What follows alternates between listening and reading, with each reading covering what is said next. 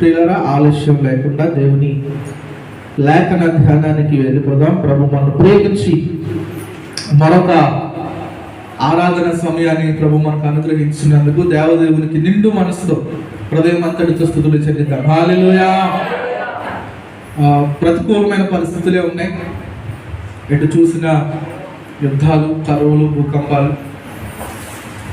ఎంతమంది news follow అవుతారు లేదో నాకు తెలియదు, కానీ న్యూస్ని ఫాలో అయ్యేవారు, వార్తల్ని కాస్త కోస్తో వాటి మీద అవగాహన ఉన్నవారు, పరిస్థితులు ఎంత త్వరగా మారిపోతున్నాయో, వాతావరణం ఎంత చేంజ్ అయిపోతుందో. ఎంతమంది మాట విన్నారు? ఎల్ నీనో అన్న మాట, ఎల్ నీనో అన్న వర్డ్ ఎంతమంది విన్నారా?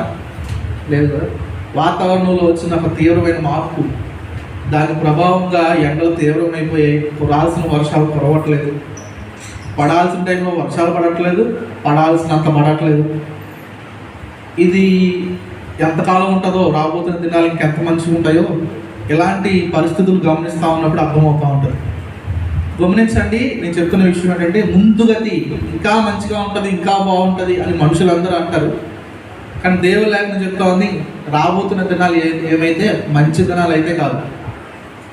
ఎందుకు అలా అంటారు భాషలు అంటారేమో. ఇక ముందుకి ఏదైనా టెక్నాలజీ పెరుగుతుంది, సాంకేతికత పెరుగుతుంది అన్న మాటే కానీ వాతావరణం పాడైపోతుంది, గాలి కలుషితం అయిపోయింది, వాటర్ పాడైపోయింది, నేల కలుషితం అయిపోయింది, మనుషుల జీవన ప్రమాణం తగ్గిపోయింది.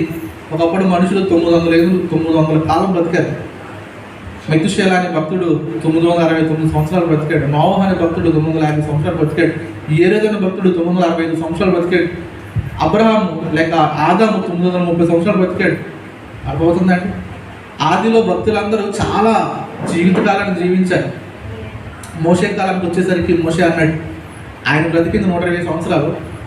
ఆయన చెప్పారు మనుషుడు జీవితకాలం 70 సంవత్సరాలు, అధిక బలం ఉంటే 80 సంవత్సరాలు. ఇందాక బండి మీద వస్తూ తేజగడుతూ అన్నాడు, మనుషుడు 60-70 కాదని 50 బ్రతకడం ఎక్కువైపోయింది. ఎంతండి? 50. చాలా సంపాదించాలి, చాలా జీవించాలి, ఇంకేదో చేయాలనే ఆలోచనలో మనుషుడు సులువుకి, ఇన్స్టెంట్కి అలవాటు పడ్డాడు. ఇన్స్టెంట్కి అలవాటు పడి జీవిత ప్రమాణాన్ని తగ్గించేసుకున్నాడు. ఏమంటే కష్టపడి సంపాదించి ఒళ్ళు ఓనం చేసుకొని కష్టపడి బ్రతికినంత కాలం మనుషులు చాలా చక్కగా బ్రతికారు. ఆయుష్కాలం పెరిగింది, జీవిత ప్రమాణం పెరిగింది, అన్నీ సులువైపోయాయి. ఏం సులువైపోయాయి? అన్నీ సులువైపోయాయి. తినే తిండి దగ్గర నుంచి, ఇంట్లో వస్తువుల దగ్గర నుంచి, వాడుకునే పరిస్థితుల దగ్గర నుంచి అన్నీ సులువైపోయింది. బ్రతికే బ్రతుకు కూడా తక్కువైపోయింది. సులువు కాదండి, తక్కువైపోయింది. దేవునికి స్తోత్రం. సులువుకి అలవాటు పడ్డవాడు బ్రతుకు జీవితకాలం కష్టమైపోదు. కాబట్టి ప్రియులారా, ఇక ముందుకి అంత మంచి జరుగుద్ది అనుకుంటే తప్పు. అయితే మనుషులందరికీ ఇక ముందుకు మంచి ఉండదు, కానీ దేవుని బిడ్డలో మాత్రమే మంచి ఉంటుంది. ఏంటి ఆ మంచి అని అంటే, మనం వెళ్ళిపోయే సమయం దగ్గర పడి, పుట్టింటికి వెళ్ళాల్సిన సమయం ఆడపిల్లలకు దగ్గర పడుతున్నప్పుడు ఎంత సంతోషపడతారు కదా. అమ్మగారింటికి వెళ్ళాలన్నా, లేకపోతే వాళ్ళకి నచ్చిన ప్రదేశానికి వెళ్ళాలన్నా అలా వెళ్తారు. అంత ఎందుకండి మీ అందరితో చెప్పుకోవడం ఎందుకు, ఇప్పుడు నా కోసం నేను చెప్పుకుంటాను. మా అమ్మాయిలు ఇద్దరు అక్కడ ఉన్నారు, వాళ్ళ అమ్మమ్మ గారి ఇంట్లో. వాళ్ళు వచ్చే వారం వస్తారు, ఇంకో వారం రోజులు టైం ఉంటుంది. ఆ టికెట్ 10 రోజులు ముందే బుక్ చేసుకున్నారు ఇక్కడ రావడానికి.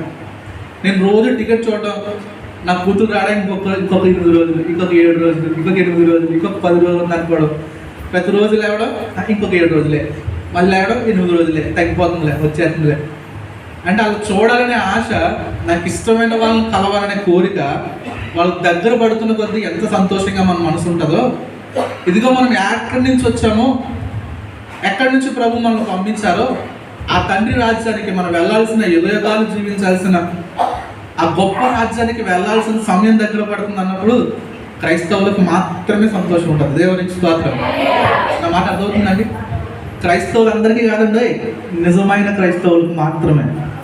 దొంగ భక్తి చేసే వాళ్ళకి, నామకార్థంగా బ్రతికేసే వాళ్ళకి, ఏదో అందరూ చెప్పుకున్నట్లుగా నేను ఒక మాట చెప్పుకోవాలి కాబట్టి అని బ్రతికే వాళ్ళకి సంతోషంగా అనిపించదు. ఎందుకంటే వాళ్ళకు లోకం మీద ఆశ చావదు, దేవుని రాజ్యం మీద ప్రేమ పెరగదు. చావదు కాదండి, పెరగదండి. దేవుని రాజ్యం మీద ప్రేమ పెరగాలి, లోకం మీద ఆశ చవ్వాలి. అప్పుడే వాడి నిజమైన క్రైస్తవ్యం అర్థమవుతుంది. దేవునికి స్తోత్రం. భక్తుడు అన్నాడు, ఒక భక్తుడు, ఏ భక్తునికైతే లోకం మీద వైరాగ్యం, దేవుని మీద ప్రేమ పెరుగుద్దో వాడు దేవుని రాజ్యానికి ఫిట్ అవుతున్నాడు అర్థం. ఏం ఫిట్ అవుతున్నాడు? ఎందుకు? ఆర్మీకి వెళ్ళేవాడిని చూడండి. ఇంకా నేను వాక్యంలోకి వెళ్ళలేదే, వాక్యం చెప్పేస్తున్నారేమో అనుకోకండి పాస్ట్ గారు, ఇంకా వాక్యంలోకి వెళ్ళలేదు. ఎలా స్టార్ట్ చేయాలో మొదలెడుతున్నాను అనమాట. దేవునికి స్తోత్రం.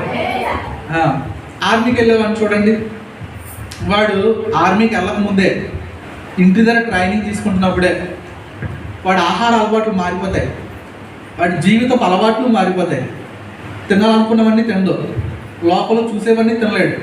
రోజుకి 4-5 సార్లు నూడిల్స్ తినేవాడు తినడు, పానీపూరి తినేవాడు తినడు, చాట్ల మీద ఎగబడేవాడు తినడు. అర్థమవుతుందండి? రోజు 3 పూటలు ఎంతేసి చక్కగా తినేవాడు ఒక పూట తెలిసిపోతుంది, 2 పూటలు ఫుడ్ తగ్గించుకోవాలి. ఏమండి? ముందెట్టుకొని కేజీలు తినగలిగేవారు. ఏంటిది? మాంసం తినగలిగేవారు. తినకూడదు. ఏరా అంటే నేను ఆర్మీకి వెళ్తున్నాను, అందుకు తగ్గట్టుగా జీవితాన్ని మార్చేసుకోవాలి. ఎందుకురా అంటే అక్కడికి వెళ్ళాక అలాగే ఉంటుంది. ఉదయాన్నే లేవాలి, తగినంత మాత్రమే పెడతారు. ఎంత బలం అయితే కావాలో అంత బలానికి సంబంధించిన ఆహారమే పెడతారు. అదే తీసుకొని ప్రిపేర్ అయ్యి యుద్ధానికి వెళ్ళే సైనికుడు ఎలా ప్రిపేర్ అవ్వాలో అలా ప్రిపేర్ చేస్తాడు. అందుకు ముందుగానే ఇంటి దగ్గర అక్కడికి వెళ్ళాలని నిజమైన ఆశ ఉన్నవాడైతే అలాగే ప్రిపేర్ అవుతాడు. నా మాట మీకు అర్థమవుతున్నాయా? అక్కడికి వెళ్ళినప్పుడు ఎలా ఉంటుందో అలాగే ఇంటి దగ్గర ప్రిపేర్ అవ్వడం మాత్రమే ఆర్మీకి సెలెక్ట్ అవ్వగలుగుతాడు. ఆర్మీకి వెళ్తున్నాను పేరు మీద ఇంటి దగ్గర ఉండి టైం అంతా వేస్ట్ చేసుకొని ఏదో తిరిగాము చేసాము అన్నట్టు ఎక్సర్సైజ్లు చేసుకొని అందు మీద అంత ఇంట్రెస్ట్ లేకుండా, ఫుడ్ అలవాట్లు మారకుండా, లోపం మీద ఉన్న ఆశల మీద ఆశ చంపకుండా బ్రతికేవాడు ఆర్మీకి ఖచ్చితంగా సెలెక్ట్ కాలేడు. ఈ మాట మీరు మనసులో పెట్టుకోండి. ఏ విషయానైనా మనం పొందుకోవాలనుకున్నప్పుడు దానికి తగ్గట్టు మనం బ్రతుకుని మార్చేసుకోవాలి. దేవుడి రాజ్యానికి వెళ్ళాలి అనుకుంటున్న క్రైస్తవుడు ఖచ్చితంగా దానికి తగ్గట్టే బ్రతకాలి. మరి ఎలా పాస్టర్ గారు? పరలోక రాజ్యంలో సినిమాలు ఉండవు, మొబైల్ ఫోన్లు ఉండవు, అల్లరితో కూడిన ఆటపాటలు ఉండవు, అక్కడ మనుషులతో బాతకాని ఉండదు, బూతులు ఉండవు, లోకం మీద డబ్బు మీద మమకారం ఉండదు. ఎక్కడ ఉండదు? పరలోకంలో ఇవేమి ఉండవండి. మరి అక్కడికి వెళ్ళాలనుకున్న వాళ్ళు వీటి మీద ఏం చదవాలి? ఆశ చవ్వాలి, తీవ్రమైన కోరిక చవ్వాలి. ఉండొద్దు అనట్లేదండి, అవన్నీ మనకు కావాలి. కానీ దీనికంటే దాని మీద ఆశ ఎక్కువ ఉండాలి. దేవునికి స్తోత్రం. హల్లెలూయా. అప్పుడే పరలోకానికి ఫిట్ అవుతున్నాడు. మంచిది. ఎందుకు ఈ మాటలు ముందుగా చెప్తున్నానంటే మనం చివరి గడియలో ఉన్నాం. ఎక్కడున్నాం? బుద్ధిగల కన్యకులు, బుద్ధి లేని కన్యకులే ఉపమానాన్ని మనం వింటాం కదా. వారు చివరి గడిలో ఉన్నప్పుడు సరిగ్గా ప్రిపేర్ అయిన వాళ్ళు పరలోకానికి వెళ్ళారు, లేక పెళ్లి కుమారునితో వెళ్ళారు. చివరి గడికి వచ్చేసరికి సరిగ్గా ప్రిపేర్ అవ్వలేని వాళ్ళు, సిద్ధపాటు లేని వాళ్ళు ఉండిపోయారు. ఎంత దూరంలో? 2 అంగుళాల దూరంలో ఉండిపోయారు. తలుపు మందం ఎంతండి? గట్టిగా బాగా డబ్బునోడు చేసుకుంటే 4 అంగుళాల మందం చేసుకుంటాడు, లేదా 2 అంగుళాల మందమే ఉంటుంది. అంత నుంచి ఎక్కువ మందం ఉండదండి డోరు. ఎంత దూరంలో ఉండిపోయారు? 2 అంగుళాల దూరంలో సిద్ధపాటు లేని కారణం చేత ఉండిపోయారండి. ఈ మాట మీరు మనసులో పెట్టుకోండి. ఎంత భక్తి చేసి, ఇన్ని త్యాగాలు చేసి, ఎందరితో మాటలు పడి, ఏదో రకంగా దేవుని కోసం మన బ్రతుకుని కొంతసేపు అయినా కొనసాగించి చివరికి పరలోక రాజ్యానికి వెళ్ళకపోతే ఏమంటుంది? 6 నెలలు కర్మస్వామి చేసుకొని ఎవరు కొట్టినట్టండి. ఇంకొక సామెత ఉందండి, సముద్రాలు 7 సముద్రాలు 7 సముద్రాలు ఈదునుడు అంట గజెత్తగాడు ఇంటి పక్కన కాలంలో పడి వచ్చాడంట. ఎక్కడండి?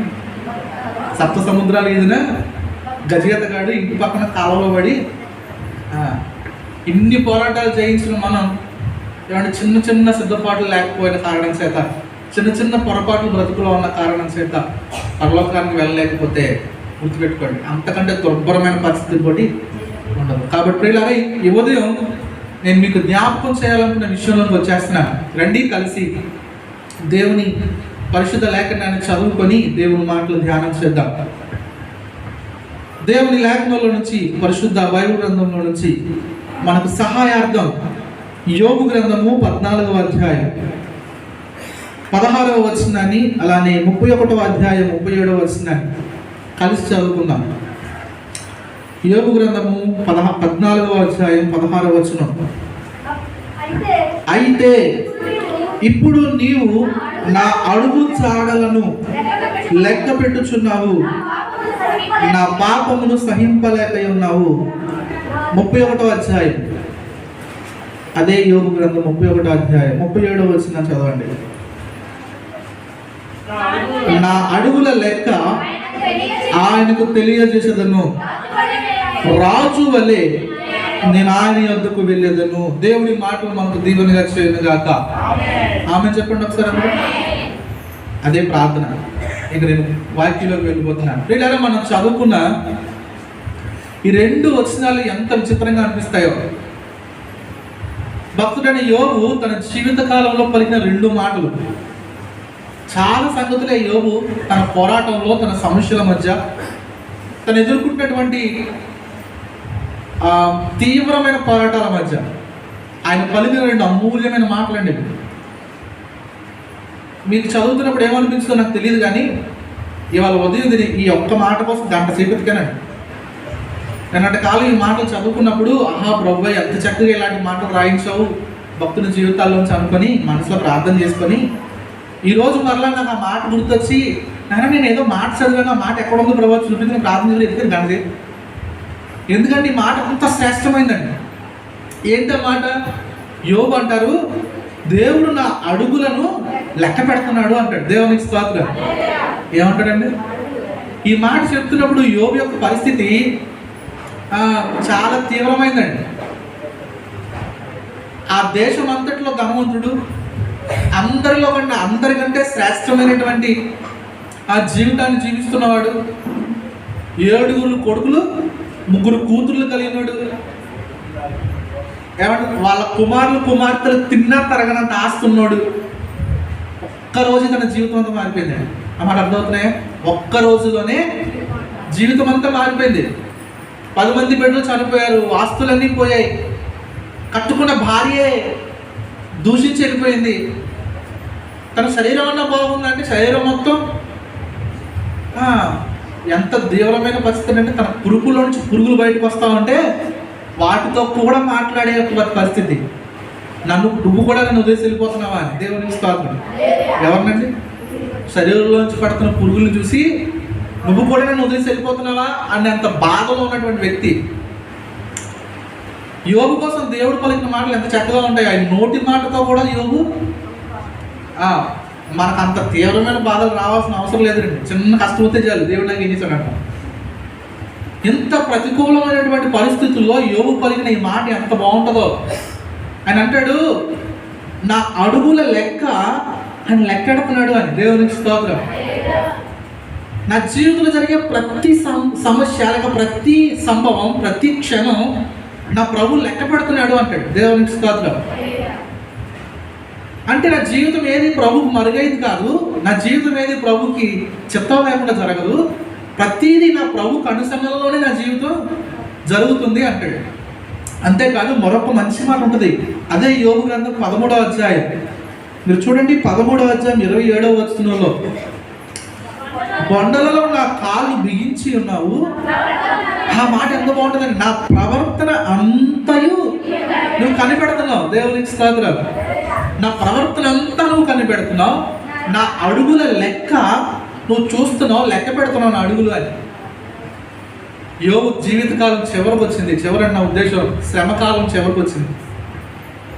స్నేహితులు ఆదరించాల్సిన చుట్టుపోటి మాటలతో మాటలు అంటా ఉంటే బాధ భరించలేక ప్రభు దగ్గరికి వెళ్ళి ప్రార్థన చేసుకున్నాడు. ప్రభు కనిపించాడు. ఇక ప్రభు కనిపిస్తారు, ప్రభు తన బాధను తీసేస్తారు అన్న చివరి దశకు వచ్చేసరికి యోబు చెప్తున్న మాట ఎంత బాగుంటుందో. 31వ అధ్యాయం 37వ వచనం అంటాడు, ఇదిగో నా అడుగుల లెక్క నేను అప్పచెప్తాను. దేవునికి స్తోత్రం. ఇందాకేమో నా ప్రభు నా అడుగులు లెక్క పెడుతున్నాడు అన్నాడు. అంటే నా ప్రభు ఏది కోరుకుంటున్నాడో, నా జీవితంలోంచి ఏదేది కావాలని నా ప్రభు ఆశపడుతున్నారో అది నేను లెక్క అప్పచెప్తానంటాడు. దేవునికి స్తోత్రం. అనగా నా ప్రభు చిత్తానుసారంగానే నేను బ్రతికాను. మనం చెప్పగలమండి? మనకిచ్చిన 1000 రూపాయలు సామాన్లు కమ్మని పిల్లలు పంపిస్తే తిరిగి వచ్చాకరే నువ్వు ఖర్చు పెట్టి ప్రతి రూపాయి లెక్క అప్పచెప్పని చెప్తారండి? నిజాయితీగా ఉన్నవాడు, యథార్థంగా ఖర్చు పెట్టినాడు, ప్రతి రూపాయికి లెక్క ఉన్నవాడు అప్పు చెప్తాడు. మధ్యలో కత్తిరింగ్లు సిజరింగ్లు చేసినాడు తెలిసిపోతుంది మనకి. ఆయన నిజంగా చెప్తున్నాడా, అబద్ధం చెప్తున్నాడా, మళ్ళీ సెదరింగలు చేశాడా, ఈజీగా తెలిసిపోతాడు. అసలు లెక్క చెప్పగలిగేవాడు ఎవడో తెలుసా అండి? నిజాయితీగా ఉన్నవాడు. The person who has a loyalty, వాడు మాత్రమే చెప్పగలడు. యోబు అన్నాడు, నా ప్రభు ఏది కోరుకున్నాడు తెలుసా? నా అడుగులు లెక్క పెడతాడు ఆయన. ఆయన లెక్క పెట్టాల్సిన అవసరం లేకుండా నేనేం చేస్తాను? నా అడుగుల లెక్క నేను చెప్తాను. అంతే కదా, కింద ఎంత మంచి మాట ఉంటుందో, నేను రాజులాగా వెళ్ళిపోతాను. ఎక్కడికి? ఎలా వెళ్ళిపోతాడు? అందరూ చెప్పండి ఒకసారి. రాజులాగా వెళ్ళిపోతాను. అసలు క్రైస్తవులకు ఉండాల్సిన అసలైన కోరిక ఇదండి.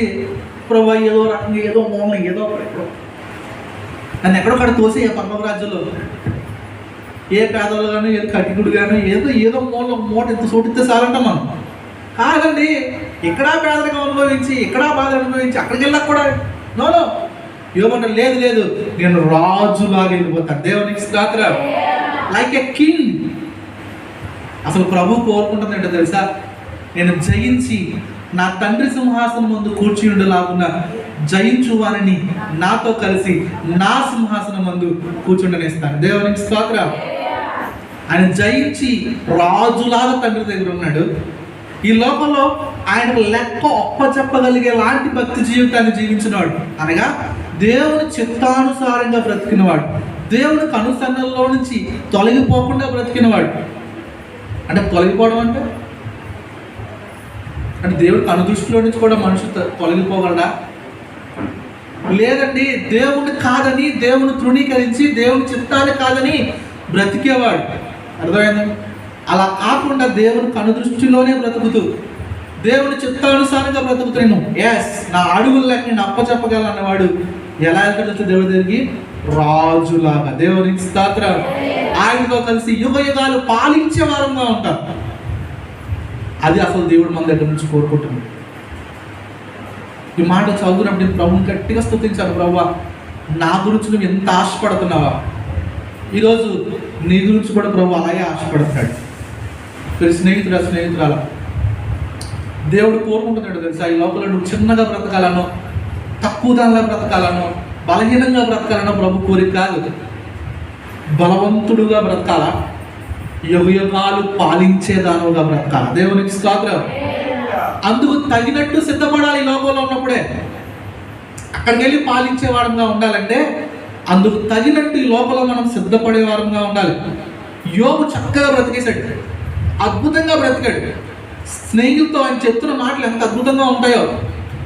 ఆయన జీవించిన జీవితకాలం చేసిన పనుల కోసం మాట్లాడుతూ ఒక స్నేహితుడు అంటాడు, నువ్వు పేదవాళ్ళను చూడలేదు, విధవరాలను చూడలేదు, నీ దగ్గరికి సహాయంకి వచ్చిన వాళ్ళు చేతులు ఎరగొట్టావు, పొట్టలో పొడిచావు, చాలా ఇబ్బంది పెట్టావు, నువ్వు టూ మచ్గా బ్రతికావు, అందుకే దేవుడు ఇన్ని కష్టాలకి తెప్పించాడంటే యోబు దానికోసం పలుకుతా అంటాడు. ఎంత మంచి ఆ విషయాలు చెప్తారో మీరు చూడండి ఒకసారి.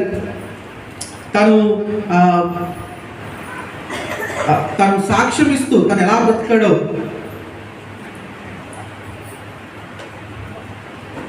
తన జీవిత కాలంలో వారి కోసం చేయాల్సిన పనులు చేస్తూ ఎంత యథార్థంగా బ్రతికానో, నా దగ్గరికి వచ్చిన వాళ్ళకి నేను ఎప్పుడు వెనుకదీయలేదు, వాళ్ళకి ఏమి చేయకుండా నేను ఉండలేదు అని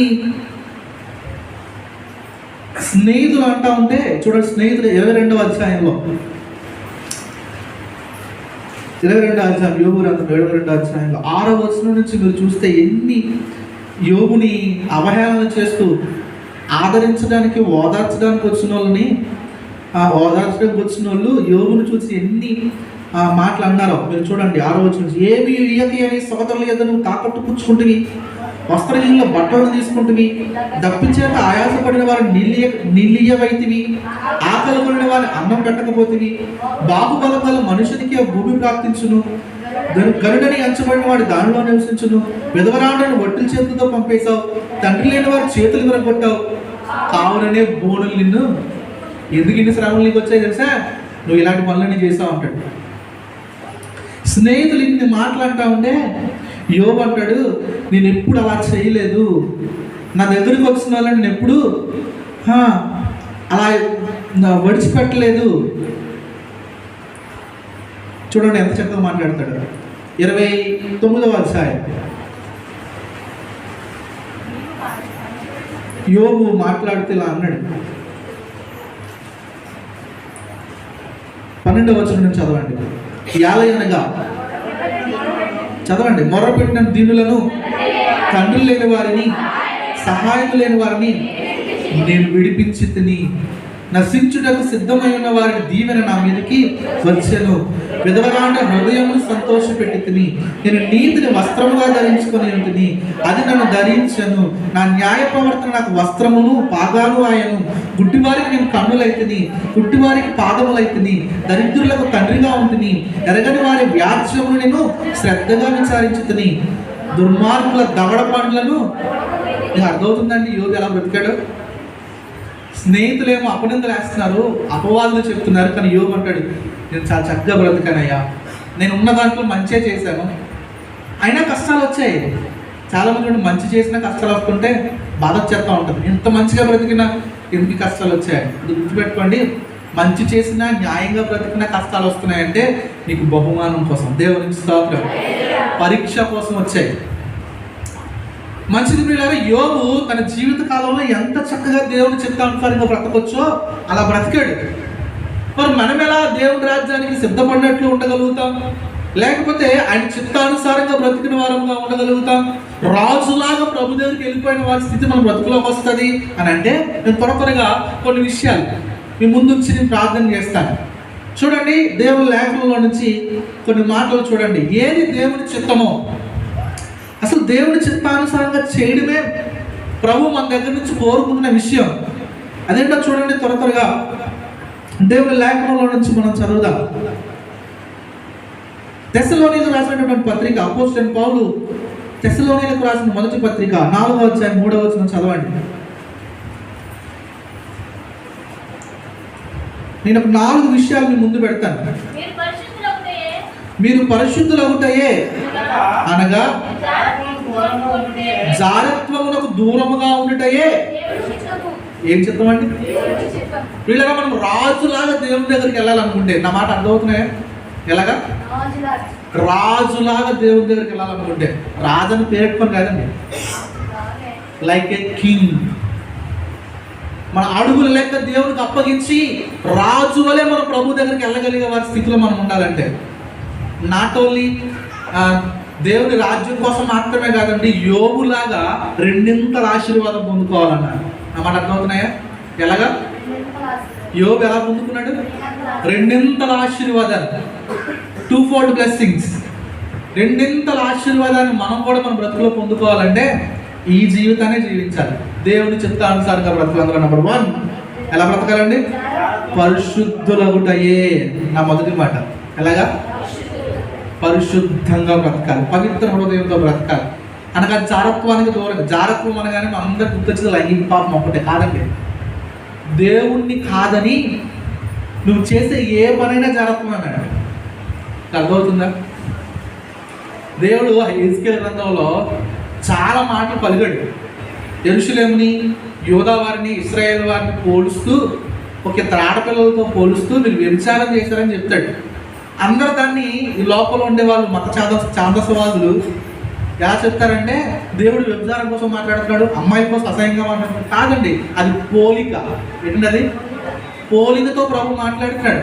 వ్యభిచారం అంటే ఏంటి లేదు, నీకు భర్తగా, నీకు యజమానునిగా, నీకు దేవునిగా నన్ను విడిచి నువ్వు వేరొకరిని ఆశ్రయించావు, వేరొకరి వైపు తిరిగావు, అనగా వేరే దేవతలుగా దేవులుగా నువ్వు చేసుకుని వెళ్ళిపోయావు, అనగా నన్ను విడిచి వేరొక మనం వెళ్తున్నావు అంటే ఏం చేస్తున్నావు? వ్యభిచారం చేసినట్లే, జాగ్రత్తం చేసినట్లే. అది దేవుడు పోల్చి చెప్తున్నాడు. ఇక్కడ కూడా అదే వస్తుందండి. మనం చేసి ఈ లోకపరమైన పాపాలు ఎప్పుడో మానేసి వచ్చాం, అవన్నీ వదిలేసే ప్రభు దగ్గరికి వచ్చాం. ఇంకెవరైనా దేవునికి స్తోత్రం, ప్రభు దగ్గర ఉండి కూడా అలాంటి అలవాట్లు ఉంటే మీ అందరికీ వందనాలు. దహించు అగ్నితో ఉండి కూడా అలాంటి అలవాట్లు కలిగి ఉన్నామా? మనం కాలిపోతాం. దేవునికి స్తోత్రం. చాలామంది కాలిపోతున్నా తెలియదండి. అదే మన దరిద్రం ఏంటో. కష్టపడుతున్న కష్టానికి చిల్లు పడుతూ ఉంటుంది, ఆరోగ్యం చిల్లు పడుతూ ఉంటుంది, మనశ్శాంతికి చిల్లు పడుతూ ఉంటుంది, జీవితంలో ఎన్నో పోరాటాలు వస్తూ ఉంటాయి. అనుకుంటాడు నేను బాగానే ఉన్నాను, అర్థం కావట్లేదు, కాలిపోతాడు పక్క నుంచి. గుర్తుపెట్టుకోండి, జాగ్రత్వానికి దూరంగా ఉండాలి. లోకపరమైన జాగ్రత్తమైన, ఆధ్యాత్మికమైన జాగ్రత్తమైన. దేవుణ్ణి కాదని, దేవుని వద్దని, దేవుని వ్యతిరేకించి చేసే ఏ పనైనా దేవుని విషయంలో నువ్వు జాగ్రత్తం చేస్తున్నట్లే. ప్రభు అన్నారు, జాగ్రత్తవానికి దూరంగా ఉండి పరిశుద్ధులగుటయే దేవుని చిత్తం. దేవునికి స్తోత్రం. What is God's will? దేవుని మనస్ఫూర్తి కోరిక ఏంటో తెలుసా? నువ్వు పరిశుద్ధంగా బ్రతకాలి. రెండో విషయాన్ని చూడండి, అదే తెస్సలోనిక పత్రిక మొదటి అధ్యాయం, లేక మొదటి తెస్సలోనిక పత్రిక, అపోస్తలుడైన పౌలు తెస్సలోనికీయులకు రాసిన మొదటి పత్రికలోనే 5వ అధ్యాయం 18వ వచనం చదవండి.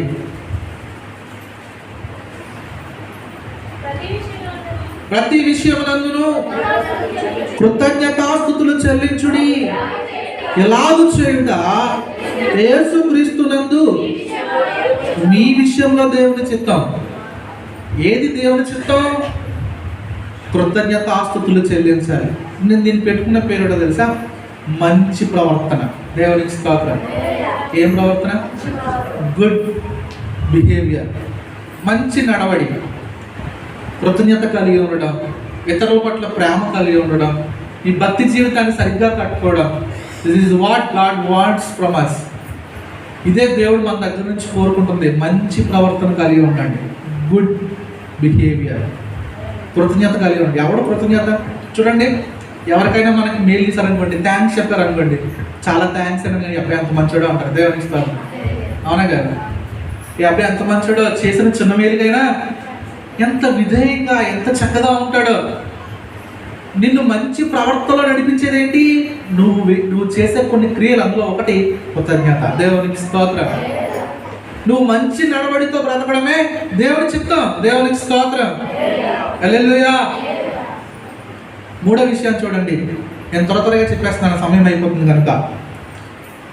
పేతురు రాసిన మొదటి పత్రిక 2వ అధ్యాయం 15వ వచనం. ఇక్కడ కూడా ఎంత మంచి మాట ఉంటుందో. పేతురు రాసిన మొదటి పత్రిక 2వ అధ్యాయం 15వ వచనంలో, యాలయనగా మీరు ఇంట్లో యుక్త ప్రవర్తన గలవారై అజ్ఞానముగా మాట్లాడు మూర్ఖుల నోరు మూయుట దేవునికి స్తోత్రం. హల్లెలూయా. చెప్పండి, దేవుని చిత్తం ఏంటి? అజ్ఞానంగా మాట్లాడేవారు, మూర్ఖుల నోరు ఎలా మూయాలంటే ఎల్లు చేత్తు మూయమనా, ఎల్తుటేమనా, కసిరేమనా? కాదండి, నీ యుక్త ప్రవర్తన చేత. ఎలాగా? అక్కడ ఎంత మంచి మాట ఉందో. నీ యుక్త ప్రవర్తన చేత, యుక్త ప్రవర్తన గలవారై. అర్థమైందా? నువ్వు సరిగ్గా బ్రతకకుండా ఎక్కడి దగ్గరికి వెళ్ళి ఎన్ని నీతి బోధలు చెప్పినా ఆడంటే ముందు నీ తర్వాత నువ్వు చూసుకో అంటాడు. దేవునికి స్తోత్రం. కాదండి, నువ్వు యుక్త ప్రవర్తన కలిగిన వాడవై, అనగా ప్రేమ కలిగిన వాడవై, ప్రభు సన్నిధిలో బ్రతకాల్సిన విధంగా బ్రతుకుతున్న వాడవై నువ్వు వెళ్ళి ఒక్క మాట చెప్పినా. మహాత్మా గాంధీ గారి దగ్గరికి ఒక అమ్మ తన కొడుకుని తీసుకెళ్ళి గాంధీ గారితో అనిందంట, గాంధీ గారు మీరు చాలా పెద్దోళ్ళు కదా, చాలా మంచివారు కదా, మీరు చెప్తే ఎవరైనా మాట వింటారు కదా, ఎంతమంది మీ మాటని ఉద్యమానికి వచ్చినప్పుడు నా కొడుకు ఎందుకంటో, నా కొడుకు మాట చెప్పవా? ఏమ్మా ఏం చేయడం మీ అబ్బాయి? ఇదిగో బెల్లం ఎక్కువ తినేస్తాడు బాబు. ఏం తినేస్తాడు? ఇంట్లో బెల్లం దెబ్బలు కనబడ్డే చాలు వెళ్ళి తినేస్తాడు, కొట్టుకొని పగలు కొట్టుకొని తినేస్తాడు. ఎంత చెప్పినా ఏంటో, పొట్టలో పావులు పడతారా బాబు అని చెప్పినా ఏంటో, బెల్లం తినేస్తాడండి. అంటే అవునా అమ్మ, అయితే ఓ వారం పోయాక రానట. ఏమనండి? వారం పోయాక వచ్చింది. ఇంకో వారం పోయాక రామన్నాడు. ఇంకో వారం పోయాక వచ్చింది. అప్పుడు అన్నాడంట, ఓరు బాబు బెల్లం తినకూడదురా. ఏమన్నాడు? బెల్లం తినకూడదురా, మంచిది కాదు ఆరోగ్యానికి, ఎక్కువ తినకూడదు, ఎంత తినాలో అంతే తినాలరా బాబు, ఉన్నాయి కదా దిమ్మలు తినేయకూడదు అని చెప్పాడంట. అప్పుడు బుర్రడు అవునాయి కదా, అలాగే గాంధీ గారు మానేస్తున్నాడండి. అలా అమ్మకి అర్థం కాలేదు. ఏంటి మాట చెప్పడానికి 14 రోజులు ఆగలరా? ఏమాట చెప్పడానికి? బెల్లం తినొద్దురా అని చెప్పడానికి 14 రోజులు ఆగా. ఏమైంది గాంధీ గారు అంటే, లేదమ్మా నాకు కూడా బెల్లం అంటే చాలా ఇష్టం, నేను ఎక్కువగా తింటాను బెల్లం ఇంటికాడ. మరి నేను మానకుండా చెప్తే అది మంచి పద్ధతి కాదు కదా. నాకు మానడానికి 14 రోజులు పట్టింది. ఎన్ని రోజులు పట్టింది? బెల్లం మానేయడానికి నాకు 14 రోజులు పట్టిందమ్మా. మీ అబ్బాయి కూడా మానేస్తాడు కొద్దిగా. నేను మానేసి చెప్పాలని ఇన్ని రోజులు ఆగాను. నీకు అర్థమైందండి? నువ్వు చేయకుండా ఇతరులకు ఏం చెప్పినా వాళ్ళు ఎనరండి. నువ్వు యుక్త ప్రవర్తన గలవాడవే ఉన్నావా, మూర్ఖుల నోరు మూయగలుగుతాం. దేవునికి స్తోత్రం. అలా ఉండడం దేవుని చిత్తం. దేవునికి స్తోత్రం. ప్రియులారా, మరొక చోట రాయబడింది, విశ్వాసము గలవారమై ఉన్నారు. దేవునికి స్తోత్రం. అసలు మీకు దేవుడి ఉపదేశ సారం ఏంటో 4 మాటలు ఎంత చక్కగా తిమోతికి పౌలు గారు చెప్పారో. తిమోతి మొదటి పత్రిక మీరు చూడండి, మొదటి అధ్యాయంలోనే దేవుని చిత్తాన్ని, దేవుని చిత్తం ఏదో ఇందాక మనం చెప్పిన 4 సంగతులను తిమోతికి పౌలు గారు రాస్తూ చక్కగా చెప్పేశారండి. ఈ మాట చదవండి, నేను ముగించేస్తాను. మొదటి అధ్యాయం 5వ వచనం, ఉపదేశ సారం ఏదనగా నెంబర్ 1 ఏంటండి, పవిత్ర హృదయం నుండి, మంచి మనస్సాక్షి నుండి, నిష్కపటమైన ప్రేమ నుండి, నిష్కపటమైన విశ్వాసం నుండి కలుగు ప్రేమే. 4 సంగతులు ఉన్నాయి. ఈ 4 సంగతులే దేవుని చిత్తం. నెంబర్ 1 పవిత్ర హృదయం, పరిశుద్ధత. ఎటుండాలండి? పవిత్ర హృదయం, పరిశుద్ధత కలిగి ఉండండి. రెండోది మంచి మనస్సాక్షి, కృతజ్ఞత కలిగి మంచి నడవడి ఉండాలి. మూడవది నిష్కపటమైన విశ్వాసం. అలాంటి అపశ్రవ్యమైన జీవితం, అపశ్రవ్యమైన బ్రతుకు లేకుండా దేవుని పట్ల అపారమైన నమ్మకం ఉండాలండి. నేను గత శుక్రవారం మీకు చెప్పానేమో, వాక్యం చెప్తూ 12 సంవత్సరాల నుంచి రక్తస్రావం కలిగిన స్త్రీ దేవుని ఎంత నమ్మిందో అండి. నేను అప్పటికప్పుడు ఆ మాటలు ధ్యానిస్తూ ఉంటే ప్రభు నాకు 4 మాటలు ఇచ్చారు. దేవుడికి ఎంత నమ్మింది తెలుసా అండి. వైద్యుల చేత నష్టపోయింది, డబ్బులన్నీ ఖర్చు పెట్టేసుకుంది, దెబ్బలు పడింది. ఏమనుకుంది తెలుసా అండి, ప్రభు నా వైపు చూడకపోయినా పర్లేదు, ఆయనను పట్టించుకోకపోయినా పర్లేదు, నాతో మాట్లాడకపోయినా పర్లేదు, నేను వెళ్ళి ఆయన వస్త్రాన్ని ముట్టుకుంటే చాలు అనుకుంది. దేవునికి స్తోత్రం. ఎంత నమ్మిందండి దేవుణ్ణి. దేవుని మీద అపారమైన నమ్మకం అద్భుతాలు చేస్తుంది. దేవునికి స్తోత్రం. హల్లెలూయా. ఏమండి, ఏలే గారు లేకపోతే ఎలీషా గారు చెప్పిన మాట మనం వింటాం కదా. ప్రవక్త శిష్యుల భార్య వచ్చి, నా భర్త నీ దగ్గర ఉన్నప్పుడు, లేక శిష్యుడిగా ఉన్నప్పుడు చచ్చిపోయాడు, అప్పులు చేసి, అప్పులు వాడు వచ్చి ఇప్పుడు నా 2 కుమారులు పట్టుకోవాలనుకుంటున్నాడు, ఏం చేయాలి నాయన దైవజనుడు అంటే, ఒక పని చేయి, ఇంట్లో ఏముందని అడిగాడు. నూనె కుండ ఉంది, అయితే ఒక పని చేయి, నీ ఊళ్ళో ఉన్న కుండలన్నీ తెచ్చుకో, అనునందులో పంపనండి. ఏంటి మళ్ళీ అన్నమాట, ఒక నూనె కుండలో ఉన్నటువంటి నూనెని అన్ని కుండల్లో పోతే ఏమైనా ఉపయోగం ఉంటుందండి. ఆ నూనె అయిపోవడం పక్కన పెడితే, ఆ నూనె కోసం కుండలన్నీ కడిగేటప్పుడు కుండలు పగిలిపోతాయి. ఆ నూనె వేస్ట్, అరువు తెచ్చిన దగ్గర తిట్లు, ఇన్ని బాధలు ఉంటాయి అన్నమాట. మనమైతే ఎలా ఆలోచిస్తాం, పెద్దవాళ్ళం కదా, పెద్ద బోపం అని కాడ ఆలోచించలేదండి. నమ్మింది. దేవునికి స్తోత్రం. నమ్మింది. గుడ్డోడు కళ్ళు మీద బురద చేసి కళ్ళుకి రాసిన పోయి సినిమా మన కోనేట్లో కడుక్కో అంటే ఎవడని నమ్ముతాడంటే, బురద రాసి కడుక్కోమంటాడే, బుర్ర లేకపోతే సరే అని అనలేదండి. నమ్మాడు. దేవునికి స్తోత్రం. ఎంత నమ్మారంటే ప్రభుని వాళ్ళు, నువ్వేం చెప్తాను చాలు. ఒక శతాధిపతి తన దాసుడు బాగోకపోతే ప్రభు దగ్గర కబురెట్టాడు, నాయన నా దాసుడికి బాగాలేదు, నువ్వు ఒక మాట చెప్పు అని. నేను వస్తాను పదా ఇంటికంటే మరలా కబురెట్టాడు, నువ్వు మా ఇంటికి రావడానికి నీ యోగ్యత కాదు. ఏం కాదు, నువ్వు మా ఇంటికి రావడానికి నీ యోగ్యత కాదు, నువ్వు ఒక్క మాట చెప్పయ్యా చాలు, నా దాసుడు బాగుపడతాడు. దేవునికి స్తోత్రం. అతను ఎంత నమ్మాడు దేవుణ్ణి. నువ్వు ఒక్క మాట చెప్పినా చాలయ్యా, నువ్వు అంటే చాలు, అయిపోద్ది. వీళ్ళని మరలా చెప్తున్నాను, దేవుని మీద నువ్వు పెట్టుకునే అపారమైన నమ్మకం. నేను చెప్పాను శుక్రవారం, శోధనల మధ్య, కష్టాల మధ్య, ఆటంకాల మధ్య నిన్ను ప్రభు దగ్గరికి తీసుకెళ్లకుండా, ఏమంటే ప్రభు దగ్గరికి వెళ్ళనివ్వకుండా ఎన్ని అభ్యంతరాలు వచ్చినా నీకున్న నమ్మకం అన్నింటినీ జయించి ప్రభు దగ్గరికి వెళ్ళిపోలేక. దేవునికి స్తోత్రం. అన్నింటినీ జయించి అభ్యంతరాలు జయించి, పోరాటాలు జయించి నీ ప్రభు దగ్గర నువ్వు వెళ్ళేలాగా చేసేది నీ దేవుని మీద నీకున్న నమ్మకమే. ఇలా చాలా మందికి లేదండి. చిన్న కష్టం కలగానే, చిన్న అభ్యంతరం రాగానే, చిన్న ఫంక్షన్ తగలగానే, ఏం తగలగానే చిన్న ఫంక్షన్, ఎంత దరిద్రం అంటే యేసుప్రభువా నేను ఎంత బాధపడతానో. ఫంక్షన్లు తగిలినా పర్లేదండి, కుళాయిలు వస్తే మందిరానికి రారు. ఏ వస్తే మందిరాలు, కుళాయిలు వస్తే మందిరానికి రారండి. ఎంతకంటే దౌర్భాగ్యం ఉందండి. ఈ రోజు కాకపోతే ఇంకో 2 రోజులు పోయి 10 రోజులు పోయాక నువ్వు ఆడుకోరా. ఇంత విలువైన దేవుని సన్నిధి మళ్ళీ నీకు వస్తుందా అంటే మన విశ్వాసం ఏమైంది తెలుసా అండి? చిన్న ఆటంకాలకే దేవుడి నుంచి మనం దూరం చేసేసి ఈ విశ్వాసం సరైనది కాదండి. ప్రభు కోరుకుంటుంది శాశ్వతమైన, స్థిరమైన, నిశ్చలమైన దేవుని పట్ల నీకు నమ్మకం కావాలి. దేవునికి స్తోత్రం. అది నీకు 2 ఆశీర్వాదాలు తీసుకొస్తుంది. నీ రాజ్యానికి, దేవుని రాజ్యాన్ని నీకు చేరుస్తుంది. దేవునికి స్తోత్రం. నిష్కపటమైన విశ్వాసం. నారదుడు తెలుసా, వీటన్నిటిని మిక్సీ చేసి రసం తీస్తే వచ్చేది ఏంటో తెలుసా అండి? ప్రేమ. దేవునికి స్తోత్రం. పరిశుద్ధత ఉందా? సరైన నడవడిక ఉందా? విశ్వాసం ఉందా? ఈ రోజుల్లో ఆటోమేటిక్గా ప్రేమ వస్తుందండి. ఏమొస్తుంది? ప్రేమ అంటే మీరు అనుకున్న ప్రేమ కాదు. బ్లేడ్ ఇచ్చి కోసేసి, యాసిడ్లు కోసేసి 18 కత్తిపోట్లు అండి. నేను మొన్న న్యూస్ చదివాను. ప్రేమించిన అమ్మాయి పెళ్లి చేసుకొని నెల కూడా అవ్వలేదు, ఇవిడితో వీడియో కాల్ చేస్తుందని 18 పోట్లు పొడిచాడు పొట్లో కత్తించుకొని. ఎన్ని పోట్లు? ప్రేమించిన అమ్మాయి. నీకు అర్థమవుతుందండి ఈ ప్రేమ ఎంత మంచిదో. అయ్యి బాబోయ్, నా యేసయ్య ప్రేమ నా కోసం శరీరం అంతా పోట్లు పొడిపించుకుందండి. నా యేసయ్య ప్రేమ తల మీద ముళ్ళ కిరీటం మొత్తించుకుందండి నా కోసం. ఇంకా అర్థమవుతుందో లేదు? ప్రభు కోరుకుంటుంది ఆ ప్రేమ. ఎదుటి వారి దగ్గర నుంచి ఏది ఆశించకుండానే వాడు బాగుండాలని నువ్వు మనసులో కోరుకుని వారి కోసం చేసేది చూడండి.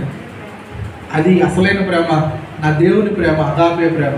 దేవుని స్తోత్రం. ఇలా 4 లక్షణాలు ఎవరి జీవితంలో ఉంటాయో వారు దేవుని చిత్తానుసారంగా బ్రతుకుతున్నట్లు వాడు చెప్పగలడు, నాయన నా అడుగుల లెక్క నీకు అప్ప చెప్పగలను. దేవునికి స్తోత్రం. నా అడుగుల లెక్క నీకు అప్ప చెప్పగలను, నేను రాజులాగా నీ దగ్గరకు వచ్చేస్తాను. దేవునికి స్తోత్రం. చెప్పగలవా ప్రియ సహోదరి? నీ భక్తి జీవితం ఇంతకాలం అయిపోయింది, 20 సంవత్సరాలు, 25 సంవత్సరాలు. మన భక్తి జీవితపు పరిధి ఏది? నీ విశ్వాసం ఎలా ఉంది? పవిత్ర హృదయం అలానే ఉందా? మంచి నడవడిక మన బ్రతుకులో ఉందా? మంచి మనస్సాక్షి ఉందా? ప్రేమ ఉందా? అసలు ఇవేమీ లేకుండా నేను భక్తి చేసేస్తున్నాను అనుకుంటే నువ్వు భ్రమలో ఉన్నట్టే. గుర్తుపెట్టుకోండి, ఎవరి జీవితంలో సరి అయినటువంటి భక్తి జీవితం ఉంటుందో, అనగా ఉపదేశ సారం వారి బ్రతుకులో ఉంటుందో, వారు రాజులాగా ప్రభు దగ్గరికి వెళ్ళిపోతారు. ఎలా వెళ్ళిపోతారు? వాళ్ళకి లోకం మీద వైరాగ్యం కలుగుతుంది, లోకం మీద విషయాల మీద వ్యసనం వచ్చేది, చిచ్చి అనిపిస్తుంది. ఇవి మాకు కావాలి కానీ ఇవే మాకు బాస్ కాదు. దేవునికి స్తోత్రం. ఏం కాదు? డబ్బు కావాలి కానీ డబ్బు నాకు బాస్ కాదు. మొబైల్ నాకు అవసరం కానీ మొబైల్ నాకు బాస్ కాదు. మొబైల్ నేను వాడాలి, అది నన్ను వాడకూడదు. ఏది వాడుతుంది నన్ను? చాలామంది మొబైల్ చేతిలో బానిసలు అయిపోయారు. మొబైల్ నాకు బానిస, నేను దానికి కాదు. అర్థమవుతుందండి? డబ్బు నాకు, నేను దానికి కాదు. మీకు అర్థమవుతుందా? ఈ లోపల వస్తువులని నా కోసం దేవుడు చేశాడు, వాటి కోసం నన్ను చేయలేదు. మన అర్థమవుతుందండి? అలా అనుకున్నప్పుడు, అలా బ్రతికినప్పుడే అన్నిటి మీద విజయం ఉంటుంది. డబ్బున్నా లేకపోయినా భయపడం, బాగుపడం, ఏమున్నా లేకపోయినా చింతపడం. ఎందుకు తెలుసా? మనకున్న ఆశ అది కాదు. అది దేవునికి స్తోత్రం. దేవాన్ని సన్నిధి లేకపోతే, నీ కనికరం లేకపోతే, నీ కృప లేకపోతే, నువ్వు మాట్లాడకపోతే, నువ్వు ఒక్కరోజు నాకు దూరం అయిపోతే, పాటలు పాడుకోవడం కాదండి. ఎవడు అయితే ఇలా ఉపదేశ సారాన్ని వెంబడించి బ్రతుకుతాడో వాడు ఖచ్చితంగా దేవుని చిత్తాన్ని నెరవేరుస్తూ దేవుని రాజ్యానికి త్వరగా సిద్ధపడుతున్నవాడు. వాడిని ఎవ్వడి లోపల ఆపలేడండి. నేను రీసెంట్గా చదివాను ఎక్కడో, చాలామంది దేవుని వదిలేసి మళ్ళీ లోపలికి వెళ్ళిపోయిన వాళ్ళు ఉన్నారు. 360 కుటుంబాలు. ఎన్ని కుటుంబాలు? 360 కుటుంబాలు ఒక్కసారి యేసుప్రభువుని వదిలేసి లోపలికి వెళ్ళిపోయాయి.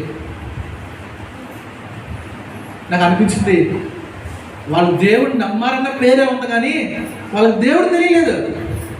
వాళ్ళ ఉపదేశ సారం లేదు వాళ్ళలో. నిజంగా దేవుని వాక్యాన్ని వెంబడించేవాడు ప్రభువుని వదిలేసి వెళ్ళిపోవాలంటే ప్రాణం వదిలేస్తాడు. ఏం వదిలేస్తాడు?